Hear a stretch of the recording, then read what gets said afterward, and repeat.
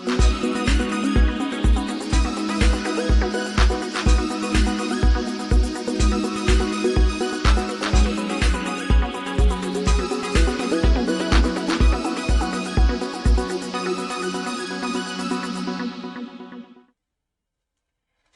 duduki kursi Sekretaris Kota Ambon pada 21 Desember 2021 lalu, Agus Ririmase telah menghadirkan banyak gebrakan. Salah satu yang paling difokuskan adalah pelayanan publik di Kota Ambon. Nah, untuk kali ini Tribun Bastory, saya Ajeng Hatalea saat ini memandu acara Tribun Bastory. Untuk edisi hari ini Tribunas, kami menghadirkan Sekretaris Kota Ambon, Agus Ririmase. Kita akan mengenal lebih jauh seperti apa sih sosok sekot baru kita di Kota Ambon ini dan bagaimana melakukan gebrakan-gebrakan baru di Kota Ambon, dan seperti apa pula program-program yang akan dicanangkan selama menjabat sebagai Sekretaris Kota Ambon. Sudah hadir di studio tribunambon.com di Jalan Jenderal Sudirman, Desa Batu Merah, Sirimal, Kota Ambon. Ini dia sekot baru kita. Halo, selamat sore. Selamat sore, Mbak. Selamat sore. Ada Pak Agus di sini. Gimana kabarnya, Pak? Kabar baik, Mbak. Terima kasih. Pertama sudah hadir untuk menyanggupi undangan kami ya. Ini sekot kita sangat sibuk sekali nih belakangan ini. Pasti viral banget juga di sosmed Tribunas yang mungkin pantau pergerakannya sejauh ini ya. Sudah hadir di studio kami tribunambon.com pada sore hari ini, Pak. Kita akan ngobrol lebih jauh saat ini, Pak Agus dan juga Tribunas. Kita lagi live di kanal YouTube dan juga Facebook fanpage kita. Karena ini live, Tribunas bisa saja berinteraksi bersama dengan saya maupun narasumber saya Pak Agus di sini di comment sectionnya, baik itu pertanyaan ataupun ada pengaduan apa sih terkait dengan pelayanan, khususnya terkait dengan pelayanan publik di Kota Ambon. Nanti kita akan bahas bersama dengan narasumber. Namun sebelum kita melangkah lebih jauh nih, kita akan kenalan dulu sama sekot baru kita. Sekali lagi selamat Pak, sudah dilantik atas dilantiknya sebagai sekot Ambon pada 21 Desember lalu. Terima kasih. Semoga bisa menjalankan tugas ini dengan amanah ya Pak ya. Amin, amin ya Rabbil alamin. Baik Pak, sebelum kita melangkah dengan pembahasan kita sesuai dengan tema, saya intip dulu tema kita, yakni Agus Ririmase dalam sikap, ucapan, dan tindakan nyata. Oke Pak Agus, sebelum kita melaju di topik kita pada hari ini, mungkin saya mau ngobrol ini, kita mau kenalan dulu nih, seperti apa sih sosok seorang Agus Ririmase. Mungkin boleh share kepada saya maupun Tribuners yang sedang menyaksikan kami, seperti apa sih masa kecilnya sebelum kita mau mengenal sosok Agus ini. Boleh cerita-cerita lah Pak ya, kan lahirnya di Ambon ini ya, boleh dong. Baik, terima kasih pemirsa yang sementara menyaksikan pada sore hari ini. Ya, pada kesempatan sore hari ini saya bersyukur kepada Tuhan Yang Maha Kuasa, Allah Subhanahu wa Ta'ala, yang mana kita masih diberikan kesehatan, kekuatan ya, sehingga kita bisa hadir dalam studio ini. Saya mau kasih tahu kepada kita semua bahwa saya lahir dan besar di Kota Ambon. Betul. Pada tanggal 22 Februari tahun 1975. Sekolah sampai dengan SMA di Ambon. Namun pada tahun 1993 saya mengikuti seleksi calon sekolah tinggi pemerintahan dalam negeri, dan saya dinyatakan lulus oleh 34 teman lainnya, kami 35 orang saat itu, dan kami berangkat ke Jatinangor, Bandung untuk mengikuti pendidikan di sana. Berarti di usia keberapa itu? Di 93? Saat itu di usia ke 18 tahun. 18 tahun sudah memberanikan diri untuk merantau ya, jauh dari Kota Ambon. Oke, bagaimana lingkungan Pak Agus waktu itu mengenyam pendidikan dari SD, SMP, dan SMA di Kota Ambon? Ya, begini Mbak, saya ini kan dari keluarga yang sangat sederhana ya. Ibu saya itu hanya sebagai seorang suster pada salah satu rumah sakit, yaitu Rumah Sakit GPM Ambon. Papa saya sebagai seorang wartawan ya. Ya, jadi memang kami hidup sangat sederhana ya. Dengan pas-pasan, tetapi orang tua kami itu selalu menanamkan nilai-nilai pada kami, yaitu untuk belajar, dan belajar. Mereka tidak meninggalkan warisan kepada kita, tapi mereka meninggalkan sumber daya manusia ya. Yang bisa buat kamu berhasil itu ketika kamu sekolah aja. Ya, harta orang tua tuh satu saat bisa hilang, bisa lenyap, tapi sumber daya itu yang tidak akan lenyap kecuali sampai kita dipanggil oleh Tuhan Yang Maha Kuasa Allah Subhanahu wa Ta'ala untuk menghadap Iya. Sang Penciptanya. Itu aja.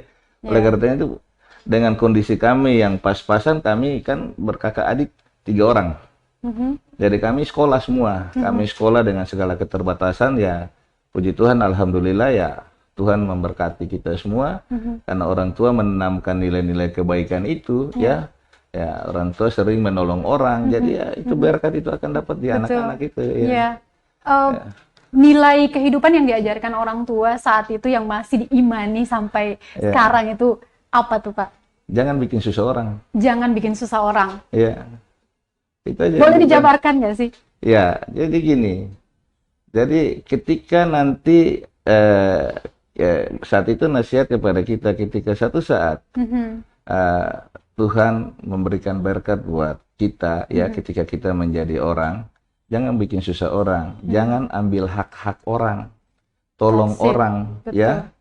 Jangan pernah Anda mau dibantu kalau Anda tidak pernah membantu orang lain. Jangan pernah Anda mau ditolong kalau Anda tidak pernah menolong orang lain. Ya. Ini Jangan terdengarnya pernah sederhana ya Pak ya. Anda mau diberkati kalau Anda tidak pernah memberkati orang lain gitu loh. Jadi hidup itu harus menolong. Jangan lupa bahwa kita ini pernah dari susah. Ya. Jangan sampai satu saat Anda berhasil, terus Anda melupakan asal-usul. Orang yang sukses itu orang yang tidak boleh melupakan masa lalu. Orang yang tidak boleh melupakan asal-usul. Ya misalnya gini loh, dari keluarga yang sederhana, terus tiba-tiba jadi pejabat, terus bikin diri angkuh, jalan udah nggak mau tegur orang. Siapa tahu kan kita ini hidup dari susah. Coba kalau kita mengaca ke belakang, kita bersyukur kepada Tuhan, kepada Allah Subhanahu wa Ta'ala, kita sudah dikasih porsi yang sebegini aja kita udah bersyukur. Masih banyak teman-teman kita yang kalau saya lihat ya, kalau dulu waktu kita sekolah kan kita lihat teman-teman kita ini dulu punya orang tua kan punya jabatan, punya pekerjaan yang sangat luar biasa ya. Pergi di sekolah mereka diantar oleh mobil, iya kan? Kita ini kan jalan kaki. Betul. Keluar istilah dulu keluar main jam istirahat aja kita hanya mampu beli es saja. Iya kan? Mereka bisa mampu beli banyak tapi kita dengan ketekunan kita, kita belajar, ya justru kita yang jadi. Banyak teman-teman saya pulang yang dulu mereka pada hebat-hebat semua, tapi ternyata saya lihat kok kasihan mereka punya kehidupan seperti itu. Dengan demikian maka saya juga mewariskan itu kepada anak-anak saya gitu loh. Bagaimana anak-anak Pak Agus tuh bisa merespon terhadap ajaran-ajaran yang sebenarnya sudah diimani dari orang tua? Jadi ada istilah pepatah bilang, apa itu? Kalau rotang sutua di badang susah di ero. Itu orang Ambon bilang, kalau salah bangun fondasi susah pasti semua bangunan naik atas salah. Oleh karena itu, saya mendidik anak-anak saya sejak kecil. Orang bilang ero tempo. Iya, jadi saya sudah didik dari kecil. Saya bilang kepada mereka bahwa bersyukur papa sudah dan mama udah punya pekerjaan yang baik, iya toh. Oleh karena itu kalian harus sekolah yang baik, iya toh. Kalau istilah papa saya dulu ya, almarhum ya, Pak John Ririmase itu dia bilang gini, kalau papa kopral, anak yang bikin diri jenderal. Iya toh. Tetapi kalau memang harus jadi jenderal dan tidak mengorbankan orang lain, tidak bikin susah orang lain, oke gitu loh. Iya toh. Iya, bapak hanya SMA, tetapi kalian harus bisa kuliah sampai dengan pasca sarjana. Sehingga saya bisa sampai S2. Jadi saya bilang sama anak saya gini, nah, opa itu kan hanya SMA. Papa sudah sampai pada S2. Terus kalian kan harus sampai S3, bila perlu sampai profesor, ya kan? Jadi saya tanamkan nilai-nilai itu kepada mereka. Dan yang penting mereka tuh saya mengajar mereka untuk tetap rendah hati, ya tuh. Mereka selalu menghargai orang lain. Jangan merasa karena orang tua punya status sosial yang lebih, terus tidak menganggap orang lain. Saya juga bilang sama istri saya, ya, yang jadi sekot itu saya. Anda adalah istri sekot, bukan ibu sekot gitu loh. Ini Anda suka salah pelebelan ya, Pak. Kadang-kadang suami yang sekot tapi istri bikin diri kayak sekot pembohong lagi. Jadi ini kita harus tanamkan dari keluarga, ya, dari keluarga, sehingga jangan salah langkah. Saya ingat dulu waktu saya jadi camat di Kota Kupang. Ketika saya melantik ketua tim penggerak PKK, istri saya dalam sambutan saya sampaikan bahwa hari ini saya melantik Nyonya Yohana Pakereng, kebetulan Iya. istri saya namanya Iya. Yohana Pakereng, menjadi Ketua Tim Penggerak PKK Kecamatan Kelapa Lima, Kota Kupang. Yang saya lantik adalah Yohana Pakereng, Ketua Tim Penggerak PKK, dan itu adalah istri camat, bukan ibu camat. Oke, sih. Yang camat Harus itu bisa dibedakan ya, harus ini. bisa bedakan. Iya. Kalau kita tidak tanamkan itu, ya, ini menjadi rusak juga. Dalam bentuk apa? Ya, misalnya kalau istri tidak bisa menempatkan diri, misalnya dia bentak-bentak pegawai saya, dia marah-marah pegawai saya, kan dia Iya. hanya istri. Tugas dia kan mendampingi Betul. saya gitu loh ya, dalam hal tugas kayak apa, mensukseskan 10 program PKK saat Iya. itu gitu loh. Lalu saya bilang kepada staf saya, kalau nantinya istri saya perintah kalian, ya atau bentak-bentak kalian lawan aja. Saya bilang, kalian lawan aja dia. Iya toh. Tetapi kalau dia minta tolong secara baik sebagai orang bersaudara, ya tolong dibantu karena hidup bersaudara, lain sayang lain. Iya toh, jadi begitu. Jadi kita harus tanamkan dulu dari keluarga. Betul. Keluarga baik baru kita keluar jadi baik gitu loh. Betul. Omong kosong kalau dia keluarganya nggak beres baru dia mau keluar di luar jadi baik, nggak ada. Kuncinya, embrionya ada di keluarga. Iya, betul sekali. Itu kuncinya. Jadi harus bisa bedakan mana ibu pejabat sama mana istri pejabat. Harus menempatkan diri nih, istri pejabat sama ibu pejabat. Yang mana posisi Anda? Asik. Oke. Dan satu lagi tadi ada kata kuncinya, nilai-nilai hidup yang ditanamkan secara turun-temurun bahkan masih diimani sampai sekarang ini, yaitu jangan bikin susah orang. Kalau mau minta bantu pastikan Anda juga harus berbaik hati kepada orang lain ya. Biar kita bisa saling bantu. Baku kele, baku sanjang, baku kuku. Amin. Oke, ya bagus. Apakah pertanyaan saya selanjutnya adalah kalau kita mau melihat dari biografinya Pak Agus nih ya, menjadi ketua camat, lihat karirnya di Kota Kupang nih, kemudian banyak banget di situ ada referensi menjadi seorang pemimpin. Apakah menjadi seorang pemimpin ini sudah menjadi mimpi kecilnya si Agus? Jadi baik, terima kasih. Jadi memang saya dilahirkan untuk menjadi seorang pemimpin. Kalau saya lihat ini, minta maaf, saya sedikit agak ekstrim. No worries, ya, karena sudah terlihat dari saya masih sekolah ya, dari kecil ya.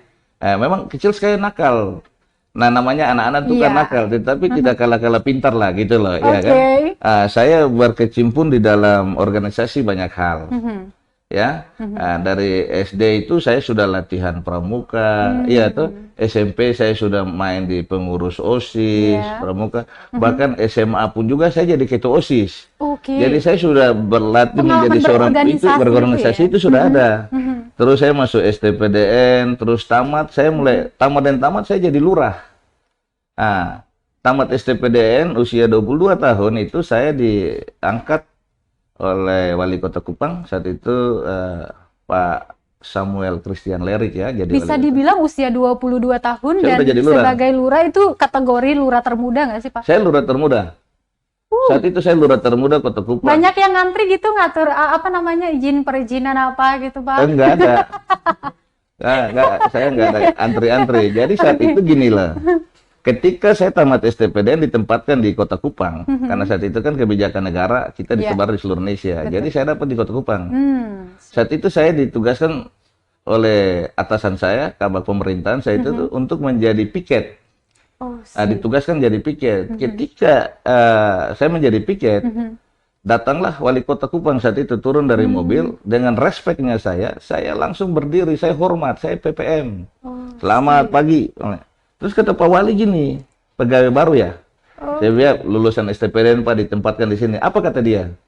Loh, Anda ini kan perwira, Anda ini kan sama dengan akabri, kok piket? Nggak, saya lantik jadi lurah, langsung dipanggil sekotnya. Itu titah itu. Itu langsung tuh, Pak Sekda, saya nggak mau tahu. Minggu depan saya lantik.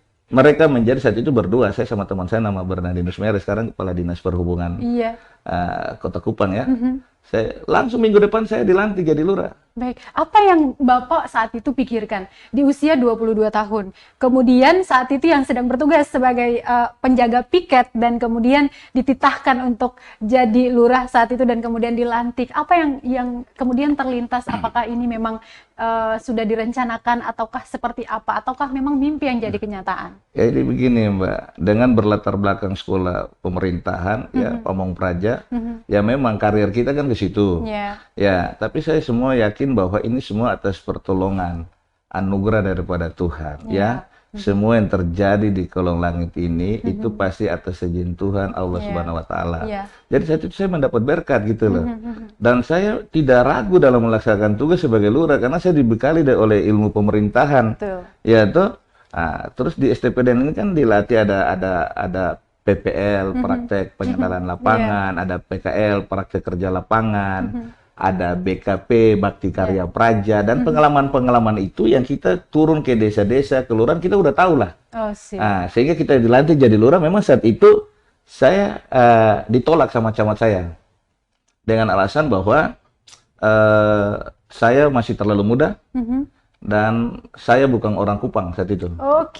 Pasti ada drama-drama seperti itu ya. Ketika saya sudah dilantik, saya melapor diri kepada atasan saya, saat itu saya ditolak. Jadi dimarah-marah saya bilang, terakhir saya bilang sama atasan saya, camat saat itu, sebenarnya Ibu, saya juga setuju dengan Ibu.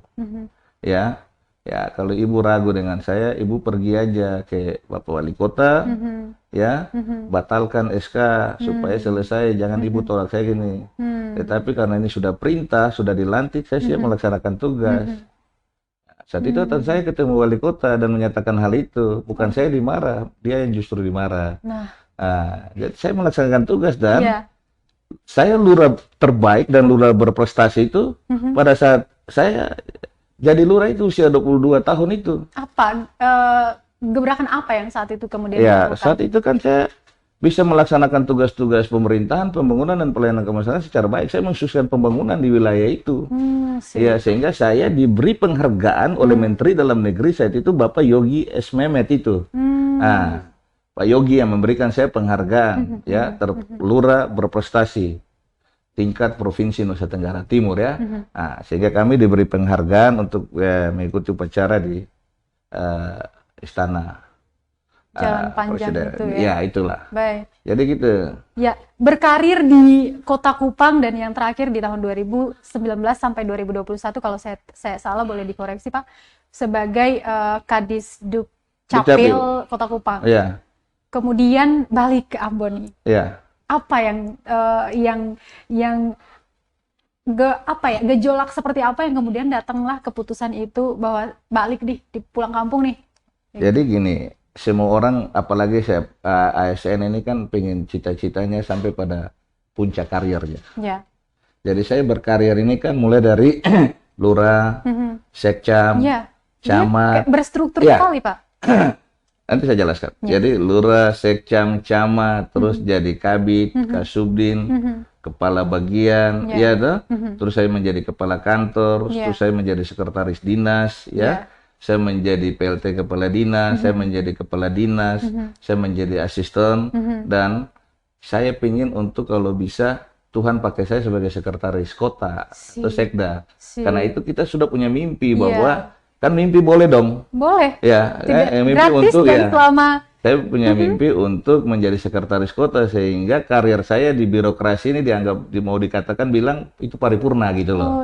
Ya, gitu. Jadi tapi saya harus bekali. Karena saat itu ketika dibuka bekali diri saya ya dengan kemampuan ilmu pengetahuan ya. Karena sekalipun saya orang Ambon, tapi saya datang tes, saya saya tidak pernah berkarir di pemerintah kota Ambon gitu loh. Jadi saya ya hanya bisa saya berdoa, saya minta Tuhan kalau Tuhan mau pakai saya untuk saluran berkat buat banyak orang, buka jalan bagi saya sehingga saya bisa ikut itu seleksi sekretaris kota. Oleh karena undang-undang KSN menjamin bahwa seleksi sekretaris jabatan pimpinan tinggi seleksi jabatan pimpinan tinggi pertama sekretaris kota Ambon itu dibuka secara umum atau nasional. Disitulah saya daftar dan saya mengikuti seleksi itu. Dan puji Tuhan, alhamdulillah Tuhan menetapkan saya melalui Bapak Gubernur Maluku dan Wali Kota dan Wakil Wali Kota, sehingga saya dilantik kemarin pada tanggal 21 Desember kemarin tahun 2021. Selama proses untuk menuju ke penetapan KASN tadi, mendengar bisik-bisik nggak sih, ini Pak Agus dari Kupang udah lama nggak ke Ambon, tiba-tiba maju gitu ya untuk ke calon sekot saat itu? Ya, jadi gini, saya kan masih warga negara Kesatuan Republik Indonesia kan, dan saya juga kan asli orang Ambon gitu loh. Ya, jadi ASN ini kan di mana saja bisa berkarir. Mbak lihat itu di kementerian-kementerian lembaga di Jakarta itu yang jadi direktur, jadi dirjen itu semua berasal dari daerah. Tugas di pemerintah daerah, pemerintah kota maupun pemerintah provinsi. Namun karena aturan yang memungkinkan mereka mengikuti seleksi dan mereka dinyatakan lulus, maka mereka berkarir itu karena ini negara Kesatuan Republik Indonesia. Iya toh? Ambon kan tidak berdiri sendiri. Ambon di bawah Republik Indonesia. Jadi saya sebagai putra daerah Maluku, khususnya Ambon yang lahir besar di Ambon, saya juga mau ikut dong. Ya toh? Saat itu ketika saya ikut kan saya diwawancari oleh media tuh. Bagaimana kalau Bapak tidak lulus dalam seleksi sekot ini? Saya bilang kalau saya tidak lulus, saya kembali dan mengabdi di pemerintah Kota Kupang kan? Selesai gitu aja. Kalau saya lulus ya saya akan mengabdi bagi negeri saya, tempat kelahiran saya. Saya akan menjadi berkat buat banyak orang dan saya akan melakukan banyak kegiatan-kegiatan yang berdampak kepada masyarakat kota ini. Itu aja. Baik. Ya Pak, setelah dilantik pada 21 Desember 2021 lalu, seperti yang kita lihat, kita bahkan angkat di pemberitaan sehari-hari kita, ada jurnalis kami di sana, banyak kemudian ada beberapa gebrakan yang dilakukan bahkan sehari setelah pelantikan dan sampai jalan di awal Januari 2022 ini. Hal yang paling disoroti adalah pelayanan publik. Menurut Pak, dari kacamata Bapak ini, penilaiannya seperti apa sih pelayanan publik yang ada di Kota Ambon ini? Jadi baik ini, kebetulan saya ini kan mantan Kepala Dinas Dukcapil Kota Kupang, ya. Saya melihat pelayanan publik, khususnya di Dinas Dukcapil Kota Ambon ini, masih jauh dari apa yang kita harapkan, apa yang masyarakat harapkan. Banyak sekali masyarakat mengeluh terkait dengan pelayanan adminduk di Dinas Dukcapil ini. Bahkan sudah antri dari jam 5 pagi sampai dengan malam, malah tidak dilayani, disuruh pulang. Banyak sekali persyaratan-persyaratan yang dibuat oleh dinas ini untuk masyarakat sulit untuk mendapat pelayanan. Siapa tahu mereka lupa bahwa Dinas Dukcapil itu adalah dinas pelayanan publik yang wajib hukumnya. Pemerintah melalui dinas ini memberikan pelayanan yang sebaik mungkin kepada rakyat Kota Ambon. Karena seluruh layanan administrasi kependudukan yang ada di Dinas Dukcapil, baik KTP, kartu keluarga, akta kelahiran, akta kematian, ya, kartu identitas anak, dan lain-lain sebagainya, itu adalah hak warga Kota Ambon. Itu wajib diberikan secara gratis. Sekali lagi, tanpa biaya sepeser pun. Ya, kita hadir situ untuk melayani masyarakat. Kita jangan merasa penting bahwa seakan-akan masyarakat yang butuh kita. Ini saya balik mindset, pola pikir seperti itu. Mindsetnya nih, karena yang dilihat apakah memang mindset bahwa sebenarnya masyarakat yang membutuhkan Disdukcapil dalam hal ini untuk pencatatan sipil dan segala macam. Jadi gini Mbak, yang saya lihat di lapangan, yang saya lihat di lapangan, masyarakat ini selalu dipersulit dengan persyaratan yang cukup panjang. Selalu datang pun juga kurang satu surat pun juga suruh pulang. Siapa tahu surat itu saya anggap tidak bermanfaat sekali. Seperti yang tadi Bapak bilang bahwa persyaratan yang dibuat oleh Disdukcapil, apakah memang ini persyaratan tambahan yang sebenarnya tidak perlu begitu? Tidak perlu. Contoh seperti misalnya salah satu contoh PBB, harus wajib PBB. Mungkin Dinas Dukcapil berpikir bahwa dalam rangka peningkatan PD, tetapi sangat tidak relevan, tidak ada hubungannya antara urus administrasi kependudukan bahwa lampirkan PBB, dan itu tidak ada dalam aturan undang-undang administrasi kependudukan. Itu kan di Dispenda yang punya tugas itu untuk bagaimana meningkatkan PAD. Hanya saja mungkin strategi yang dilakukan oleh Dinas Dukcapil Kota Ambon dalam rangka meningkatkan PD dilampirkan dengan persyaratan PBB itu. Jadinya persyaratan tambahan tadi ya. Ini persyaratan tambahan ini ya masyarakat mati nggak bisa ngurus lagi, dia pergi dia dengar persyaratan itu dia pulang selesai gitu Dia loh. pulang kembali. Dia akan balik lagi. Pas mau ngurus hal-hal lain diminta Nggak ada lagi ya. KTP-nya masih ketinggal tuh di Itu oleh karena itu bukan itu aja Mbak ya. Iya. Apalagi tuh, Pak? Perpres 96 itu mengisyaratkan bahwa memotong mata rantai birokrasi yang berbelit, ya toh. Jadi masyarakat jangan dibuat repot dengan persyaratan. Apalagi Adminduk sekarang ini sudah terintegrasi, mempunyai NIK yang tunggal, yang dikatakan single identity number, ya toh. Ya. Jadi setiap manusia itu dia hanya memiliki satu NIK. Iya. Dia tidak bisa memiliki dua NIK. Betul. Ya, ketunggalan itu. Nah, oleh karena itu, yang dulu biasanya kalau orang urus KTP harus pakai keterangan dari RT, habis keterangan RW, habis di lurah. Mbak, saya mau kasih tahu ya, saya potong itu mata rantai itu semua. Ya, kenapa? Mbak, kalau misalnya Mbak punya anak ada di rumah sakit butuh BPJS. Betul. Terus harus butuh perawatan, butuh yang harus BPJS tanggulangi, tapi ada bermasalah di administrasi kependudukan, misalnya masalah NIK, ya. Lalu Mbak harus pergi minta keterangan di RT. Lalu RT itu ada pisah perlu, ada acara keluarga, Mbak harus tunggu sampai RT datang. Mbak terus pi di RT datang 2 hari, pi RW misalnya ada pi di Tenggara sana. Mbak tunggu, berarti kalau Mbak mau anak kesehatan tidak bagus atau sudah helah step, berarti selesai dong. Iya toh? Oleh karena itu, saya potong mata rantai birokrasi. Nggak ada itu. Kita bukan tidak menghargai RT dan RW maupun lurah. Tidak. Kita balik mekanisme ini. Datang ke Dukcapil, membawa kartu keluarga, karena dalam kartu keluarga itu kan ada NIK. Betul. Dan ada NIK itu kan ada data-data kita. Datang aja langsung dilayani gitu loh.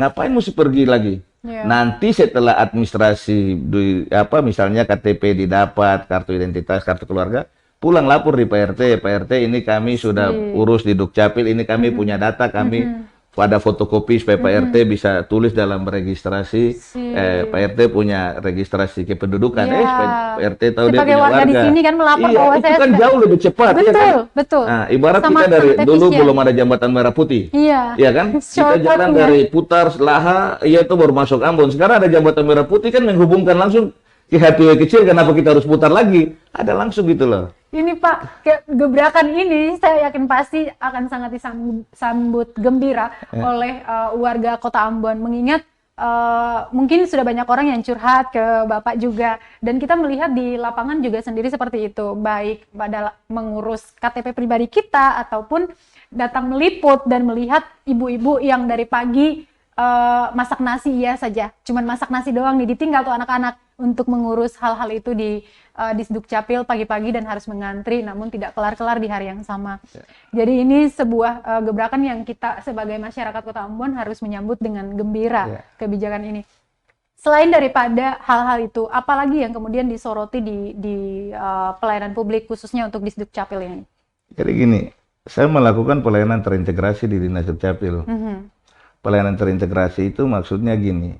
Masyarakat datang urus 1 dokumen kependudukan, dia mendapat 3 dokumen kependudukan. Masyarakat urus 1 dokumen kependudukan, dia mendapat 4 dokumen kependudukan. Urus 1 dapat 5 bahkan 6 itu. Berarti nggak satuan gitu kan? Iya, jadi dia nggak lagi dibolak-balik itu ke Dinas Dukcapil lagi gitu loh. Contoh gini Mbak, ketika anak Mbak lahir ya, Mbak ke Dinas Dukcapil, ya toh, Mbak urus akte kelahiran. Bukan saja akte kelahiran yang Dinas Dukcapil kasih, tetapi kartu keluarga baru, karena otomatis dengan penambahan anggota keluarga, penambahan anak kan berarti penambahan anggota keluarga. Baru, itu langsung dikasih dengan kartu keluarga baru dong. Terus kasih dengan kartu identitas anak. Jadi itu urus akte bawa pulang kia sama bawa pulang kartu keluarga. Itu luar biasa sih Pak. Luar biasa. Jadi dia tidak bolak-balik meja. Jadi satu petugas dia langsung mengurus, langsung dia kasih. Nah, begitu juga ketika akte kematian. Ketika ada keluarga duka ya, ada yang meninggal begitu, terus dikasih tahu ke Dinas Dukcapil. Saat itu juga Dinas Dukcapil mengeluarkan akta kematian. Ya, kalau sekarang kan lihat untuk dulu kan urus akta kematian kan susah banget itu. Berbulan-bulan baru keluar. Tapi sekarang enggak. Saya perintahkan kalau meninggal langsung tahu, jemput bola, ambil datanya, pulang cetak akta kematian, terus dalam ibadah pemakaman ataupun dalam ketika sebelum sholat mau dimakamkan, itu dibawa ke rumah duka dan menyerahkan akta kematian dengan kartu keluarga. Otomatis kalau meninggal udah nggak ada dalam kartu keluarga dong. Berarti Lalu kartu keluarga baru. Terus bawa KTP, misalnya kalau misalnya suami yang meninggal, istrinya kita kasih KTP baru dengan status cerai mati, ya kan? Nah, terus yang saya mau buat di kota ini, saya lagi bagaimana berpikir untuk ketika duka itu langsung dibawa dengan uang duka. Nah itu dia, kemarin statement itu tuh yang saya kutip juga. Langsung dibawa dengan uang duka. Ya, sehingga itu benar-benar pemerintah atau negara hadir di kala rakyatnya duka. Ya. Ya, jadi langsung memberikan uang duka itu yang sekarang pemerintah Kota Ambon siapkan 2 juta. Kalau depan PAD kita naik dan itu kita lihat bagus, kita tingkatkan menjadi 3 juta. Iya. Ya kalau kasih 2 juta zaman sekarang bikin kubur kan nggak bisa dong.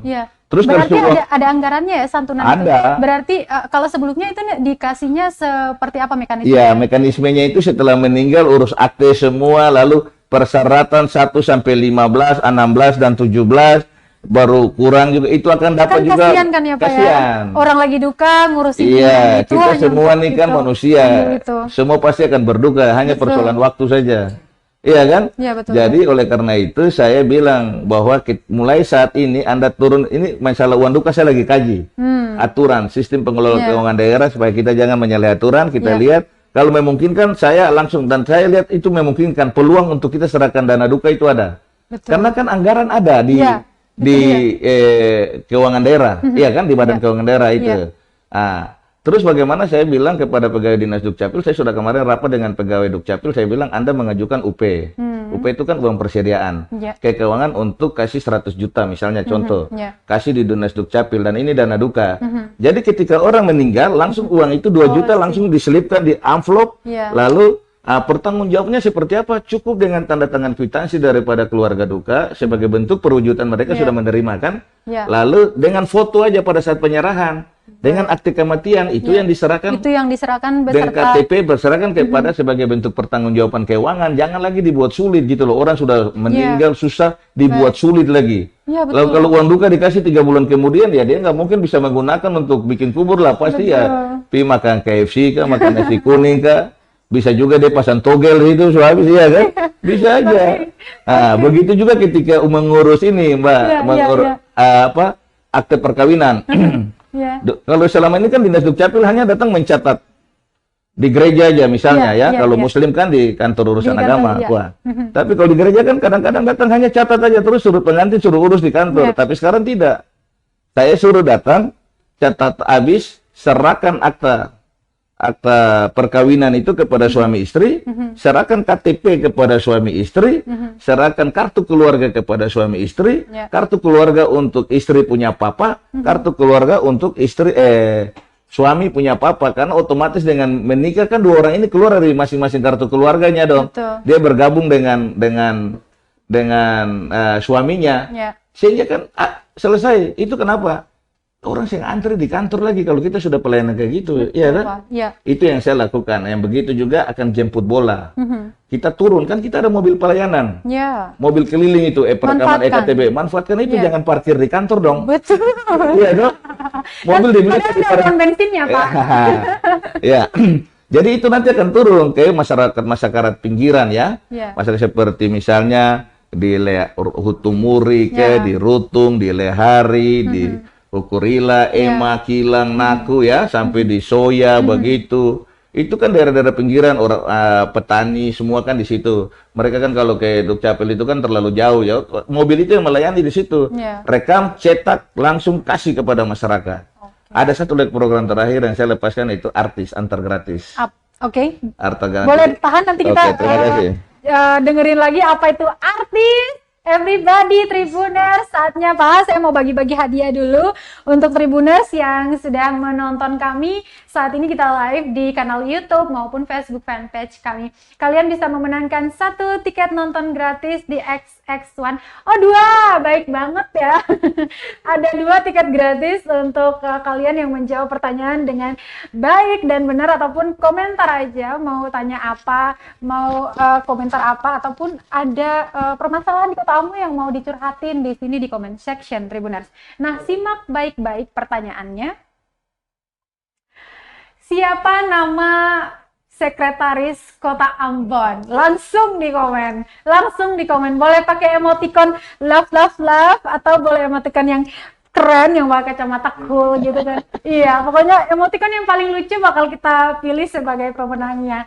Baik Tribuners, sesaat lagi saya akan balik untuk ngecek di comment section. Kalau kalian berhasil menjawab pertanyaan ini, kalian akan berhak mendapatkan tiket nonton di XX1. Boleh ajak siapa aja, terserah kalian. Kita mau balik lagi sama Pak Agus nih. Pak Agus, boleh jelaskan lebih jauh terkait artis tadi? Jadi artis itu artinya antar gratis. Oke. Ya, jadi gini, ketika ada masyarakat yang datang mengurus di Dinas Dukcapil, ya, seperti lansia, Ya, disabilitas, betul. penyandang cacat, ya toh, itu ketika mereka datang untuk mengurus, kan misalnya kalau misalnya gangguan sistem ataupun apa gitu ya, mereka itu datang langsung, saya suruh petugas Dukcapil ambil berkasnya, diproses, suruh mereka pulang aja. Oh sih. Kan datanya ada, alamatnya di mana. Iya. Tapi tugas Dukcapil pergi antar. Biar ada kerjaan juga. Enggak, kan banyak itu pegawai Dukcapil itu. Betul. Diantar aja. Iya dong, nggak Iya. apa-apa. Iya. Ini bagian daripada pelayanan publik gitu loh. Iya, betul Pak. Harus kan kita punya inovasi-inovasi dong. Kita tidak boleh bekerja hanya karena tugas rutinitas kita, Iya. asas kebiasaan kita. Nggak boleh dong. Harus buat sesuatu yang baru yang berdampak bagi masyarakat kota gitu loh. Berarti ini selain kebijakan-kebijakan ataupun gebrakan-gebrakan tadi Pak, ini juga kemudian merubah budaya kerja Iya. di lingkungan itu. Oh iya, saya merubah budaya kerja mereka, saya tanamkan disiplin buat mereka. Mbak lihat aja pegawai Dukcapil Kota Ambon dulu. Kalau datang masuk kantor kan jam 9, jam 10. Masyarakat sudah dari jam 5 antri. Sekarang jam setengah 8 semua sudah ada, jam 8 tepat mulai pelayanan. Baik. Dan dimulai pelayanan itu mulai dari DMM. Apa itu Apa itu DMM? DMM itu adalah Dukcapil menyapa masyarakat. Wajib hukumnya pegawai Dukcapil, ya, kepala seksi, kasubag maupun kabid dan sekretaris maupun PLT Kadis itu dia harus menyapa masyarakat. Dukcapil menyapa masyarakat, ya, dia menyampaikan tentang pentingnya administrasi kependudukan di saat ini. Dia menyampaikan terkait dengan persyaratan-persyaratan yang harus dibenahi dong. Ya toh? Ya. Contoh juga seperti bahwa kartu keluarga yang sudah tanda tangan elektronik tidak perlu dilegalisir lagi. Nah, itu dia sampaikan kepada masyarakat. Contoh misalnya masyarakat persyaratan kurang lengkap, tapi sudah duduk tunggu berampai 5 jam, ketika mau masuk baru vonis bahwa persyaratan tidak lengkap, pulang. Kan masyarakat kecil, dia harus sudah sampaikan lebih awal supaya masyarakat bisa tahu, oh saya kurang ini, saya harus pulang lengkapi. Ya, tapi kalau bagi saya sekarang tidak perlu pulang-pulang lengkapi. Cukup dia membawa kartu keluarga saja. Kecuali dia mau rekam KTP baru, lalu dia datang mungkin bawa ada data-data pendukung lainnya sehingga dia bisa direkam KTP.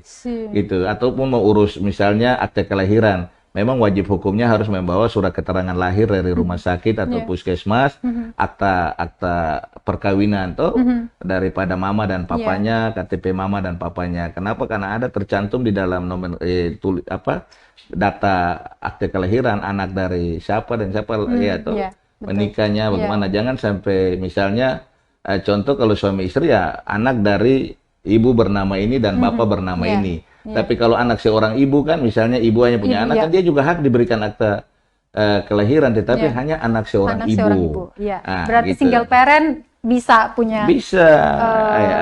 Itu hak hidup itu. Betul. Iya. Ya. Oke, cool banget ini. Lalu kalau kita mau melihat untuk pelayanan publik nih ya, gebrakan-gebrakannya ini sangat luar biasa. Yang tadi Pak jelaskan itu juga kita akan sambung dengan tepuk tangan yang sangat meriah. Namun pertanyaan selanjutnya adalah bagaimana sistem evaluasi ataupun pengamatan cara kerja ini agar dia bisa berjalan sesuai dengan apa yang telah direncanakan. Baik, ini saya hampir setiap saat evaluasi di Dinas Dukcapil. Saya kontrol, ya. Jadi semua itu dilakukan atas sepengetahuan daripada pemimpin, leader. Ya, tidak bisa serta-merta untuk hanya berbuat ikut suka mau. Betul. Ya, dan saya cek itu betul-betul pelayanan sampai sejauh mana, evaluasi. Kan tidak mungkin kita sempurna juga.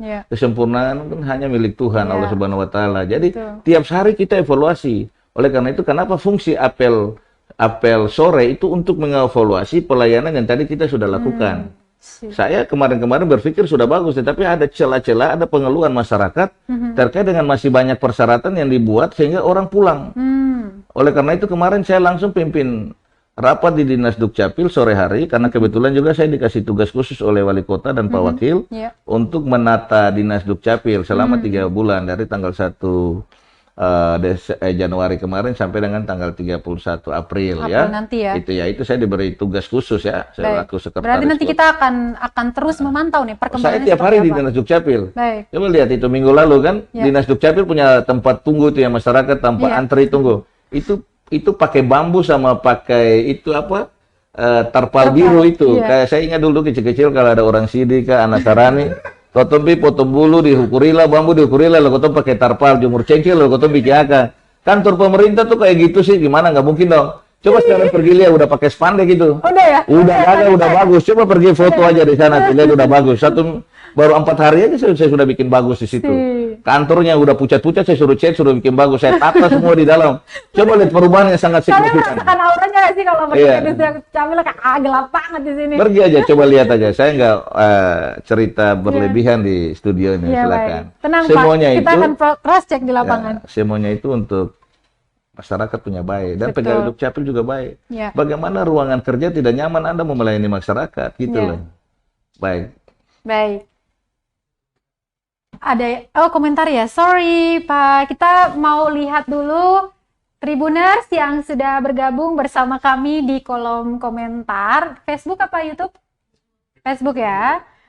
Ada di YouTube juga. Kita akan lihat Pak, karena kami live ya di kanal YouTube dan juga Facebook fanpage. Jadi Tribuners ini udah nyantai manis ini wow, banyak banget yang nonton ternyata. Kita mau menyapa dulu. Ada Alvirita Lilipori.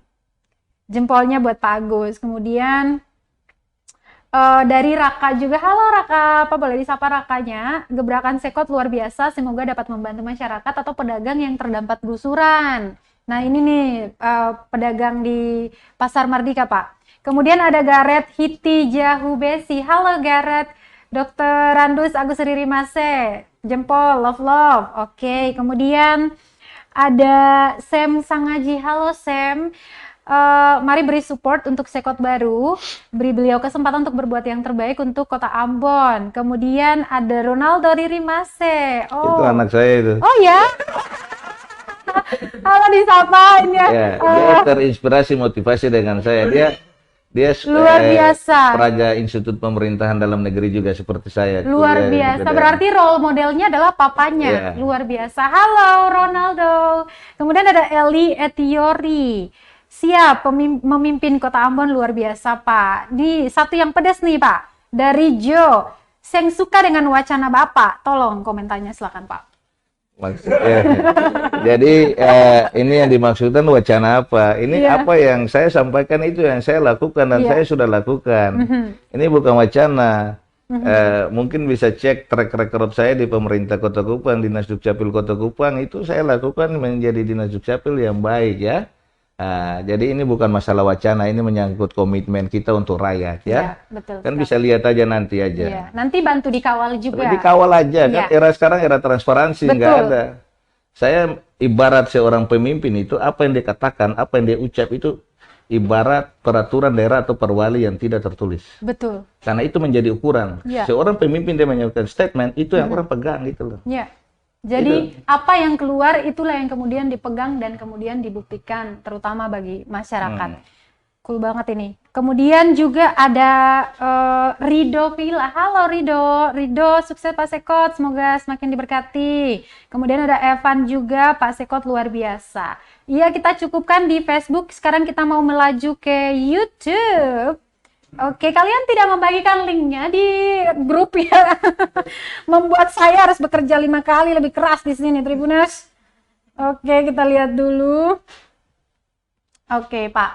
Ini Bapak disambut meriah nih sama Tribuners yang sedang menonton kita secara live juga. Nah, ini ada Tanita Patiasina. Mau bertanya nih, Pak. Boleh langsung dijawab. Sebenarnya pertanyaan saya masih banyak, tapi kita juga akan melihat di sini ya. Dengan hadirnya Bapak, apakah nanti Disduk Capil Ambon juga bisa buat eKTP untuk warga domisili lain yang sudah stay lama di Ambon? Mengingat dulu pemerintah Republik Indonesia pernah canangkan itu. Boleh langsung dijawab. Jadi baik begini, terkait dengan pencetakan KTP yang di luar domisili Ambon ini, itu ada aturannya. Misalnya contoh saya punya diri ya. Saya selama ini kan tinggal di Kota Kupang. Sementara sekarang kan saya tinggal di Ambon. Iya. Saya tidak akan mungkin cetak KTP Ambon begitu saja di sini.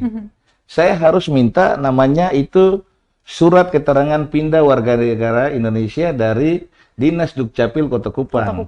Setelah SKPWNI itu diberikan kepada saya, nomor itu, saya melapor diri kepada Dinas Dukcapil Kota Ambon. Atas dasar itu, maka saya diterima oleh data center daripada Dinas Dukcapil Kota Ambon dan bisa menerbitkan KTP saya. Yang tadi saya bilang, nih ini kan tunggal satu. Betul. Tidak bisa KTP di Kupang terus saya cetak KTP di Ambon. Saya bisa cetak KTP saya di Ambon apabila saya KTP Kupang itu namanya cetak keluar domisili. Tetapi KTP yang dicetak itulah KTP Kota Kupang saya. Hanya cetak saja yang di Kota Bapak Ambon. balik nggak ke Kupang pas ngurusinnya? Enggak, saya nggak. Saya perlu balik. Zaman sekarang kan zaman teknologi. Ini kan tinggal kita WA saja minta tolong. Kan ada layanan WhatsApp itu sekarang kan. Dirjen Dukcapil menginstruksikan kepada seluruh kepala dinas Dukcapil se-Indonesia untuk tidak boleh mempersulit warga masyarakat yang akan mengurus surat pindah. Masa masyarakat misalnya dia sudah tinggal di Ambon, dia punya KTP Papua, dia harus ke Papua untuk mengurus SKPWN-nya kan ke Papua naik pesawat berapa? Betul sekali. Iya, oleh karena itu layanan WhatsApp itu yang digunakan ya dengan persyaratan seperti KTP lama, kartu keluarga, terus alamat pindah ke Ambon di mana. Nah, itu yang nanti akan informasi itu yang kemudian nanti diinput iya, Bapak ya. Gitu loh ya. Terima kasih ya. Ya semoga itu bisa jawaban terjawab yang ya, saya sampaikan. Terima kasih. Oke, terima kasih untuk Tribuners yang sudah bergabung di comment section-nya. Oke, selain daripada pelayanan publik nih Pak, apalagi yang kemudian mau disorot selama menjabat sebagai Sekot Ambon? Jadi begini, selain pelayanan publik juga sebenarnya ada banyak kita harus soroti. Itu juga masalah perizinan itu kan masalah pelayanan publik. Ini kan pengeluaran masyarakat, orang ngurus izin kan lama. Nah ini yang saya rubah. Arahan Pak Wali Kota Ambon kepada saya itu perizinan paling terlambat itu 3 hari. Tapi saya coba memacu kalau bisa 2 hari. Ya, itu kita kan lihat itu kita atur sistemnya, jaringannya sehingga itu manusianya juga kita rubah pola pikirnya sehingga itu perizinan itu bisa dilakukan secepatnya gitu loh. Nah, terus juga sebenarnya banyak tentang kinerja daripada pegawai. Ya, disiplin itu pegawai karena disiplin kunci sukses ya. Orang mau sukses itu kalau nggak disiplin tidak. Coba mungkin sekarang Mbak lihat itu kalau dulu kan pegawai Kota Ambon tuh kan yang baju seragam nggak malu-malu ngopi di rumah kopi jam dinas kan? Sekarang nggak berani itu pegawai Kota Ambon tuh nggak ada coba lihat itu. Jam dinas tidak saya larang untuk tidak boleh masuk di rumah kopi ya, nanti 4:30 pulang kantor baru bisa masuk di rumah kopi. Kan tidak enak juga masa jam kerja terus kita ngopi-ngopi. Rakyat kasih gaji ya tuh. Kita digaji oleh rakyat oleh negara ya. Ini karena hanya budaya aja sudah kebiasaan kita selama ini ya. Ya, karena tidak ada leader yang keras terkait hal ini gitu loh. Mungkin saya dibenci oleh pencintai kopi di rumah kopi tapi saya nggak peduli, saya laksanakan tugas saya gitu loh. Bahkan ada kasih isu gara-gara Pasek larang ini PAD turun gara-gara rumah kopi tepi. Saya bilang tidak, orang rumah kopi tuh dia hanya ngopi satu kopi tapi dia cerita kayak bisa 4 jam juga tidak terlalu untung, tidak terlalu banyak. Berarti mungkin bisa diramein pas di atas jam 5 itu ya Pak? Ya, itu aja baru ramai ya tuh. Iya betul begitu. Sekali. Kan malu dong sebagai ASN masa ngopi di jam kantor pakai baju dinas dong, nggak bagus dong, iya kan? Betul. Ya gitu aja. Baik, oke Pak. Kemudian nanti di tahun-tahun mendatang selama menjabat sebagai Sekot Ambon ini apa yang direncanakan? Misalkan 5 tahun ke depan, Bapak pengen Ambon itu seperti apa nantinya? Jadi gini, tugas saya kan sebagai sekretaris kota itu kan membantu wali kota Ya. dalam penyelenggaraan tugas-tugas pemerintahan, pembangunan dan pelayanan kemasyarakatan. Pengorganisasian organisasi itu saya harus atur secara baik. Ya. Jadi ke depan itu kita pengen Ambon lebih baik lagi dari sekarang ya. Bapak Wali Kota Ambon ya, Bapak Rizlon Apesi dan Bapak Syarif ini sudah membuat Ambon jadi bagus. Orang terkenal, Ambon sudah dikenal dalam dunia internasional maupun dunia nasional kan sudah terkenal itu Ambon City of Music ya, tuh banyak penghargaan-penghargaan yang dapat diraih oleh pemerintah Kota Ambon ini ya, oleh internasional maupun nasional ya. Oleh karena itu kita wajib hukumnya sebagai sekretaris kota saya harus bisa mempertahankan itu ya. Bapak Wali Kota dan Bapak Wakil Wali Kota sebentar lagi akan berakhir masa jabatan kepemimpinan ya. Tanggal 22 Mei mereka akan berakhir. Tugas saya, tugas teman-teman perangkat daerah ini harus mempertahankan ini Ambon. Supaya Ambon bisa lebih baik lagi gitu loh. Meningkatkan kinerja, menjaga kerukunan umat beragama, iya kan? Menjaga kota ini supaya orang mau datang, mau berinvestasi di kota ini. Ya, kota ini mau dikenal, kota ini bersih, kota ini terang. Sehingga orang mau datang, investor mau melakukan investasi di kota ini gitu loh. Baik. Ya.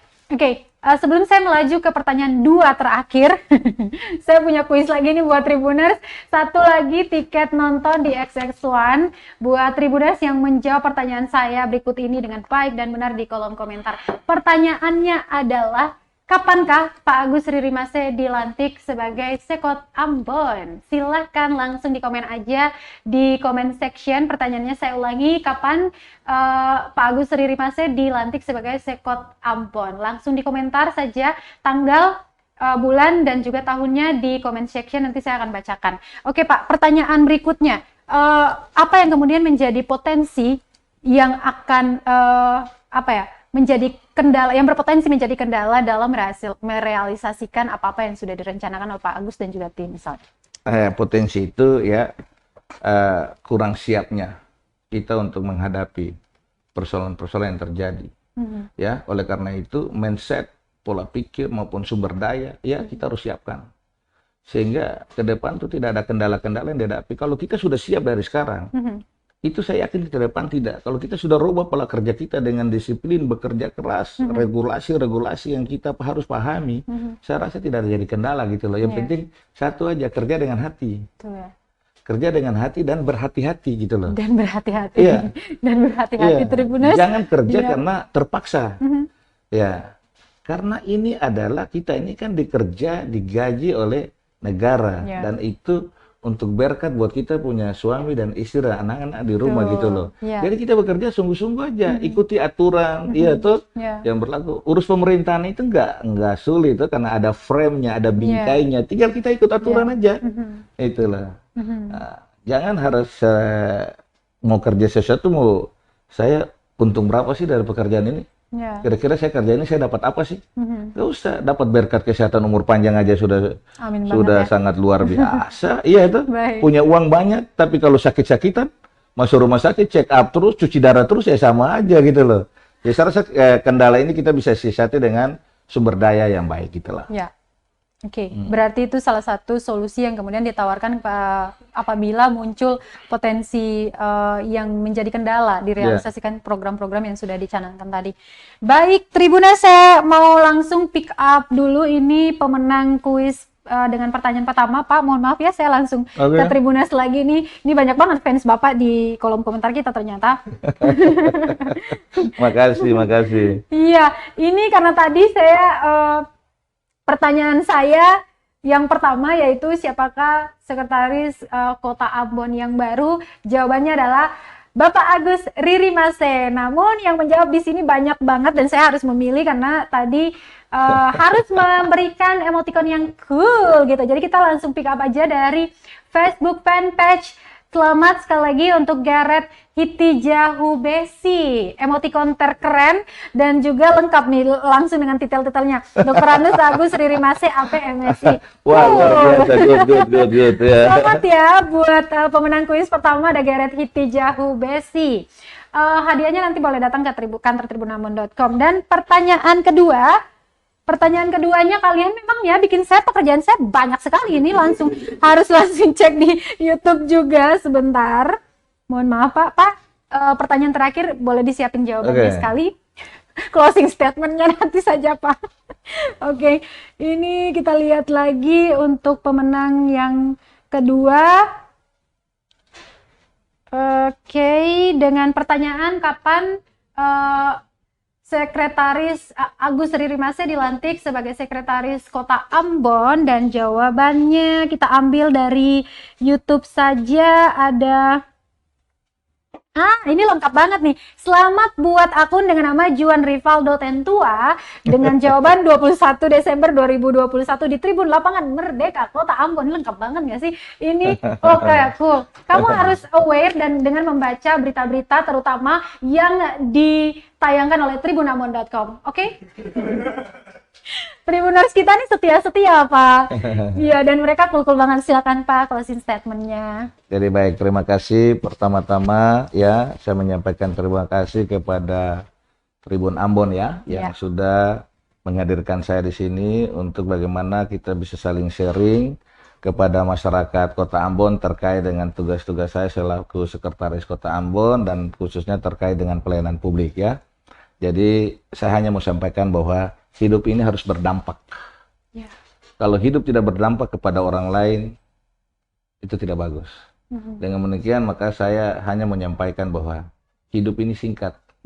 Hidup ini hanyalah kesempatan. Jadilah berkat buat banyak orang. Itu aja. Makasih. Jadilah berkat buat banyak orang.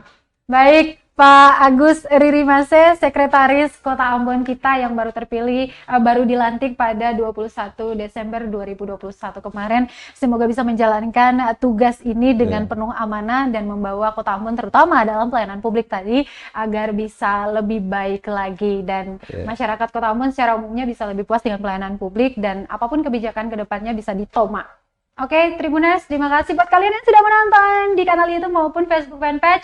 Dan selamat sekali lagi buat pemenang kuis. Untuk tiket nontonnya nanti bisa datang di kantor tribunambon.com, tepatnya di Jalan Jenderal Sudirman, Batu Merah, Sirimau, Kota Ambon. Dan langsung saja hubungi siapapun yang ada di sini, nanti bakal dikasih. Jangan lupa nanti dipoto ya, guys. Oke, terima kasih sekali lagi Pak Agus. Jangan bosan-bosan dengan kami, mungkin nanti kita akan telepon ataupun kita akan konfirmasi tentang satu hal dalam Kota Ambon ini agar kita semua bisa mendapatkan pencerahan begitu ya. Oke, Tribuners, saya akan jumpa lagi di Tribun Bas Story dengan tema-tema dan juga narasumber yang kece-kece tentunya. Stay tune terus di kanal YouTube kami dan juga jangan lupa untuk follow akun Instagram Tribuners. Saya Ajeng Atalia dan juga narasumber saya Pak Agus. Kami pamit undur. Sampai jumpa. Amato.